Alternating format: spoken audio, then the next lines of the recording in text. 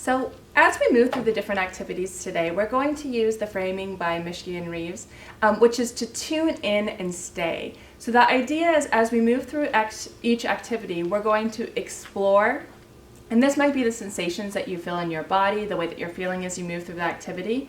You're going to work on noticing. So noticing if there's any change in your physiological state. This might be your heart rate, your breathing, comfort, discomfort. And then we're going to move into reflection, which will be our last piece, was to reflect how the overall experience was for you, whether there was any changes in your body, whether there was any change in mood state or emotional state as you move through there. So the first activity we're going to do is going to focus on breathing. And breathing is a beautiful tool, not only for what it does for us physiologically, but also because it brings in focus and attention on the body. Sometimes when we're disconnected from our bodies or we're working with clients that are disassociative, it's extremely hard to initially have that contact with the body. So by breathing, we're going to purposefully start to pay attention to what's going on in the body. The other beautiful things about breathing is that they increase cell volume. They also increase interoceptive awareness, self-attunement. There's confidence that comes through breathing because you have control over what's going on in your body. Social engagement, we can attune our breathing and breathe into what other people are doing, as well as using other people's breathing as a modeling for our own breathing. And purposefully focusing attention also engages the medial prefrontal cortex. So we're going to be using all that front area of the brain that helps us do the good thinking, impulse control, and all the other activities that we want to have online to be able to emotionally engage with others.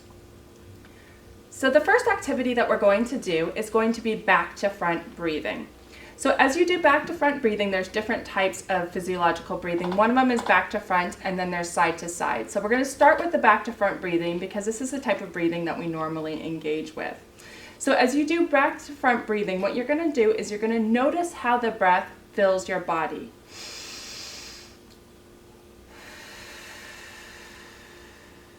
You might decide to put your hand on your stomach and on your back.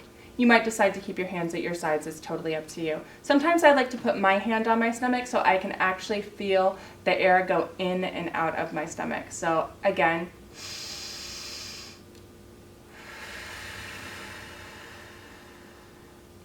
now to intensify back to front breathing, one of the things that you can do is to add in different sounds.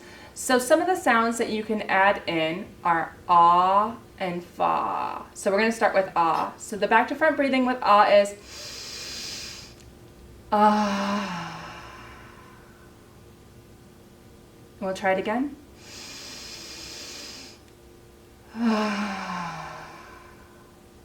Now, one of the reasons why we use the sounds while we're breathing is to get a full exhale. Sometimes when we're doing back to front breathing to begin with, we don't fully exhale everything that's in our stomach and in our chest. So it's a really nice way to extend the exhale. And remember, it's the exhale that's actually having the calming or the downregulation effect. The next sound we're going to try is the fa. So, fa.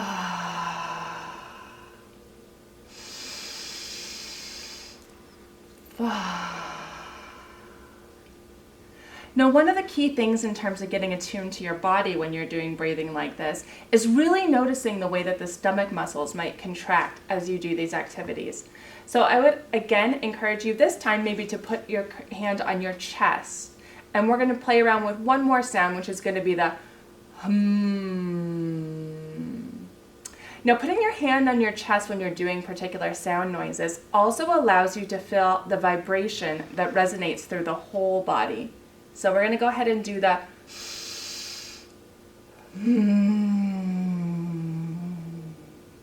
and one more time.